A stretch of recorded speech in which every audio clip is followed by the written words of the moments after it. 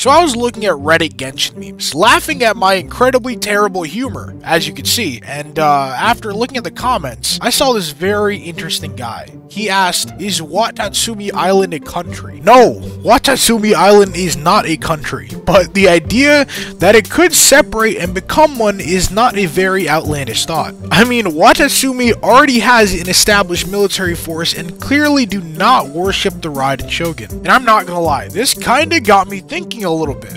What if? And so today, we're gonna ponder the most important questions in all of Teyvat and witness the impact. What impact Genshin? This is totally not a spin-off of another certain TV show that tried to rip us off and copy us. Anyways, what if Watatsumi Island wanted to declare independence from the rest of Inazuma? Okay, so before we could truly answer this question, we need to learn about some Watatsumi Island history first. In the early Archon War, there was this big-ass fucking snake dragon god, and its name was Urobushi. You see, he was spawned in by Celestia, with the single goal of trying to unalive Rex Lapis and Ball, but he was a bit unsuccessful. So he fled to this dark, creepy cave called Anka Noimiya. And before Urobushi got to Anka Noimiya, there were already ancient people living there, called the Watatsumi people. Now, I don't really know what their origin is or how they spawned here, but either way, they got a really fucking unlucky spawn. Anka Noimiya is kind of a brutal place. They got these fucking gremlins and dinosaurs running around tearing shit up. But one day, the Watatsumi people discover this big ass fucking snake down in their cave, and they see that it's Urobushi. Now, something you gotta know about Urobushi is that Urobushi does not fucking play around. Bro starts clapping dinosaur cheeks left and fucking right for the people of Watatsumi. And so these ancient people ask the serpent to be their god. They start to worship it in the hopes that they breach the surface one day. Well, eventually Urobushi gets his shit together and leads the people of Watatsumi out of Anka Noimiya. Here's a voice line related to that incident.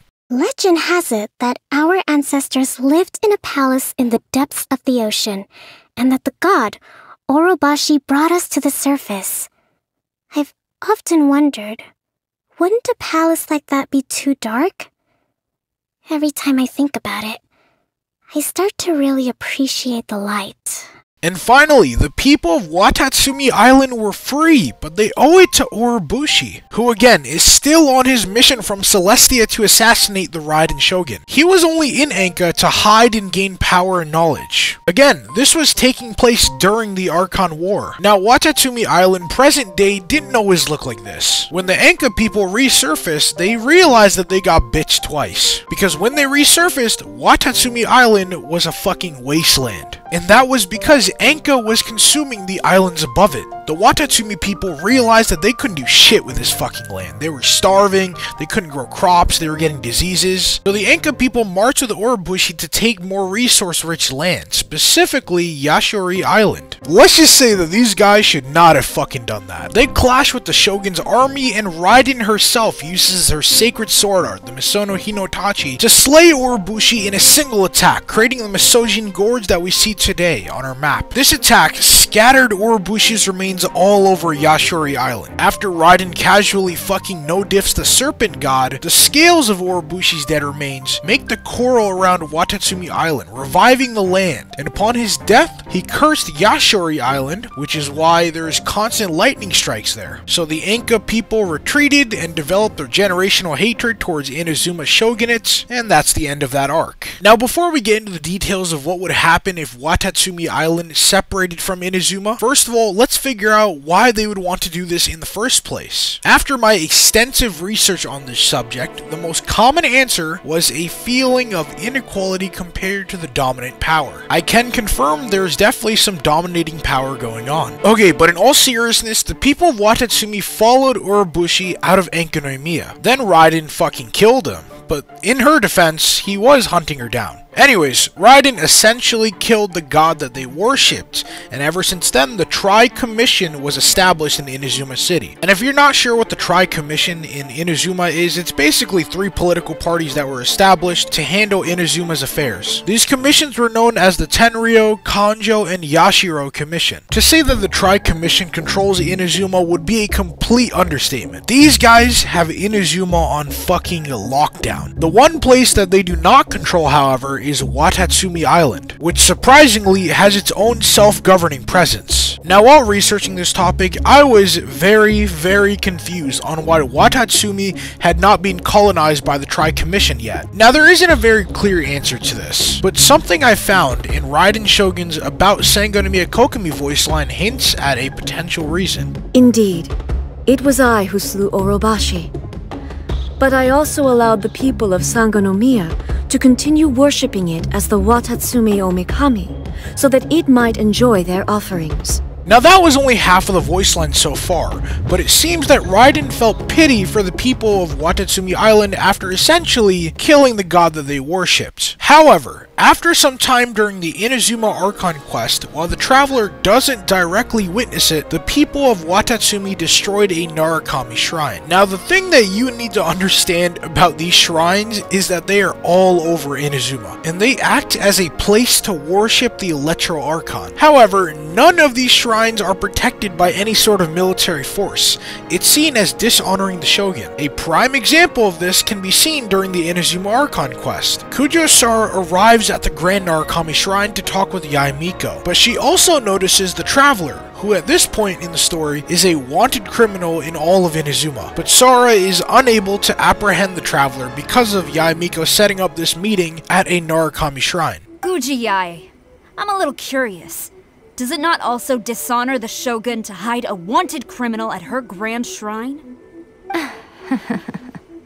You're the same as ever, Kujo-Sara. So yeah, these shrines are kind of a big thing for the culture they have in Inazuma. Now let's finish that second half of the voice line about Kokomi. Now, Sangonomiya has destroyed the local Narukami shrine and rebels against the shogunate.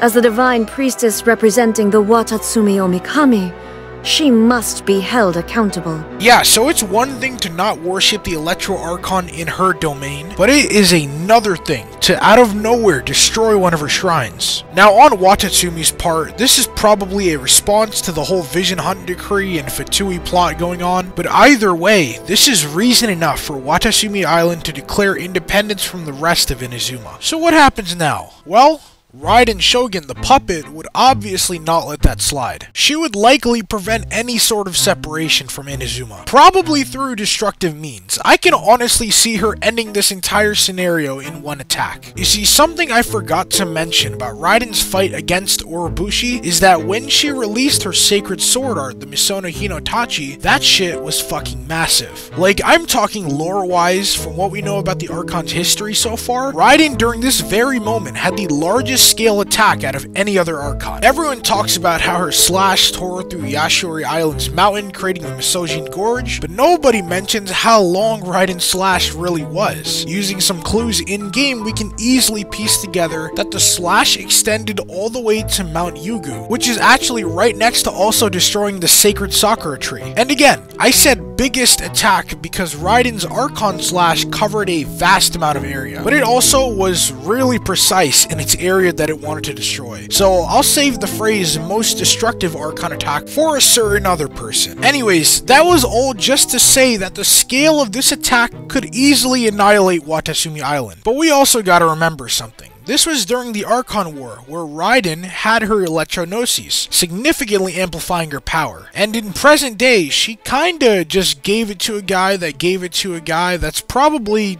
honestly gonna give it to another guy. Since she's nerfed at the moment, pulling off another large-scale attack like this probably isn't possible. But neither do I believe that it's needed to take down a fucking threat like Watatsumi Island. That might be a bit of an overkill, as well as unneeded collateral damage. There is only one trump card that Watatsumi has where Raiden might actually need to use her slash again. You see, when the Vision Hunt decree was enacted, the people of Watatsumi already hate the Shogun for killing their god, but this made them hate her even more. And a certain radical group was formed within the Watatsumi Resistance Army by this NPC named Nathan. And basically, bro's entire fucking existence was to cause beef. He was a Fatui spy who infiltrated the Watatsumi army to start handing out delusions to the soldiers so they felt more powerful. If you're not sure what a delusion is, basically it's an artifact that drains the user's life force to gain more power. Rip Tepe, you will be missed. Along with this sabotage, montage, Nathan also faked being from Mondstadt and instilled his Mondstadt beliefs onto the people of Watatsumi. Pretty much all this guy did was gaslight the people of Watatsumi into wanting freedom from the shogunate. But a major plot point that Nathan also had was that he was the leader of the Watatsumi radical group. Now this group sought to restore glory to the slain god Orobushi, and so Nathan had this crazy idea to revive Orobushi. You see, Orobushi cursed Yashori Island with an eternal thunderstorm when he died. But after that happened, Raiden created these wards all around the island to dampen the amount of destruction that came from the violent thunderstorms. So our buddy Nathan over here thought he could revive Orobushi by destroying the ward around Yashori Island. Well, after doing that, all Nathan did was unsuppress the Orobushi death curse on the island, unleashing the Terarigami, which causes sickness and destruction all around the island. And what's cool about this is that we can actually see enemies that are cursed. They have a faint dark glow around them, which actually ties into this lore. But besides that, Nathan literally accomplished nothing. Orobushi did not get revived, and all he did was hurt both sides of the war by releasing this curse. What a guy. Now that we know that Orobushi cannot be revived and Raiden has no serious threat to worry about, the only thing that Watatsumi has would be their very small army. Now I say very small army because Watatsumi Island's population literally only consists of Boru village. But besides their lack of people, Watatsumi Island as a location for a headquarters of a fucking army sucks. Pretty much anywhere you go around Watatsumi, you will always have the high ground. You see that fucking Watatsumi guard down there? Boom. Now you don't, because he's fucking dead. The Tri-Commissions plus the Electro Archon makes Watatsumi stand no chance. The end. That's all the lore theories I have for you guys today. A majority of my sources are referenced in the Inazuma Archon Quest chapters, World Quest, and the Genshin Wiki. All sources are in the description if you're interested, and if you have any idea for another Genshin What If episode that you want to see, comment it below, and if I choose your idea for the next video, I will reply to your comment and gift you a welkin. Thanks for watching, and see you next time.